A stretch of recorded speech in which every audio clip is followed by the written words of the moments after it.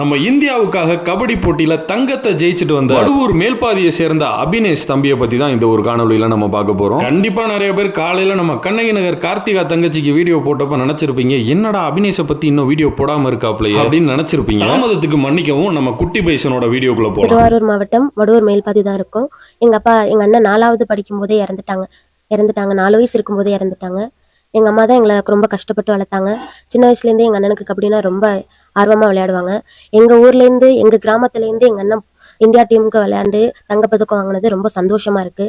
எல்லாரும் நாங்க வெளியில போனா கூட எல்லாரும் வந்து உங்க அண்ணனா விளையாண்டாங்க, உங்க அண்ணன் தானே தங்கப்பதக்கம் வாங்கினாங்க அப்படின்னு சொல்லி எல்லாரும் கேட்பாங்க. எங்களுக்கு ரொம்ப சந்தோஷமா இருக்கு. 2025க்கான 3rd ஏசியன் யூத் கேம்ஸ்ல நம்ம கபடி டீம், அதாவது நம்ம இந்தியாவோட கபடி டீம், ஆடவர் அணியா இருக்கட்டும் மகளிர் அணியா இருக்கட்டும், ரெண்டுமே பாத்தீங்கன்னா அன்பீட்டனா பாத்தீங்கன்னா கோல்டு மெடல் எடுத்திருக்காங்க. அந்த வெற்றி பெற்ற ஆடவர் அணியில விளையாண்டவர் தான் வடுவூர் மேல்பாதியை சேர்ந்த அபினேஷ். எனக்கு இந்தியா அணிக்கு விளையாடணும் பெரிய ஒரு கனவு.